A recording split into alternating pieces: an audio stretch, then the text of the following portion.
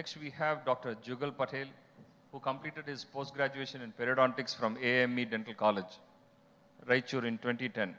He has keen interest in implantology, aesthetics, and restorative dentistry. His journey into the immediate loading strategic implantology started in the year 2012, and he is currently a faculty for IF International Implant Foundation. Welcome, sir. Thank you for the introduction, sir. Vanakkam, Chennai. Good morning to all my dear mentors, colleagues, and friends.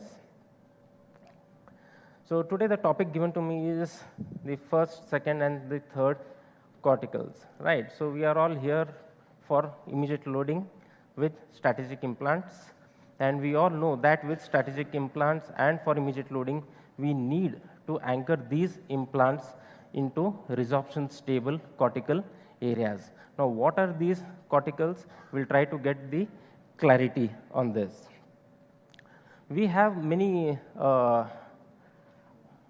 classifications already present for the bone and all, like the Lekholm, Zarb, Atwood and Cawood, Siebert classifications. But all of these classifications, they are based on the shape, the size, as well as the quality of the bone that is present. However, with strategic implants, none of these classifications concern us. Why would that be? As we see with conventional implants or the root form implants, one primary necessity is that the entire vertical portion of the implant needs to be buried in the bone. That is a necessity for that. So these classifications always help us to plan the surgical as well as the prosthetic components, right? So for example, if we are dealing with a shape C or a shape D kind of a jaw, we will come to know prior that I will need a guided bone regeneration horizontally as well as a vertical augmentation will be needed. But with strategic implants, we can have the entire neck of the implants or the load bearing areas can be exposed, and there is no need for that to be covered. So that is the main advantage of the strategic implant.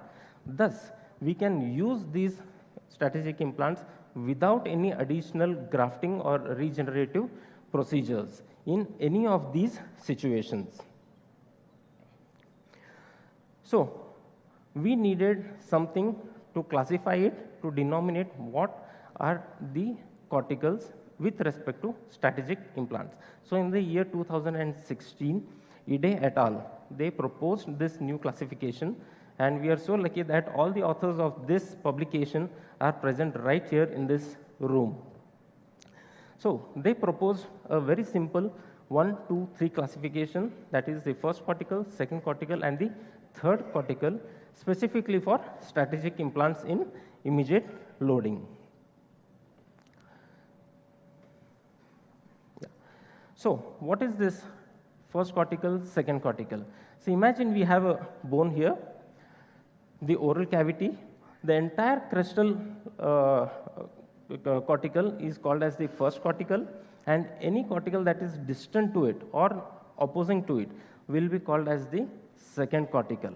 And in the case of maxilla, where we have the third cortical also, that is a bone that is not part of the maxilla but distant to it, we can also engage our implants into that. So in such situations, we have the third cortical. Remember, the third cortical is always outside the maxilla and not within it. So what are these first and the second corticals? Let's go through them. So this diagram clarifies what are the first corticals, second, and the third corticals also. The green zones are the resorption stable second corticals. Like I said initially, we need to anchor these implants into resorption stable cortical bone and not in any cortical. The yellow arrows denominate the crestal cortical, that is the first. The green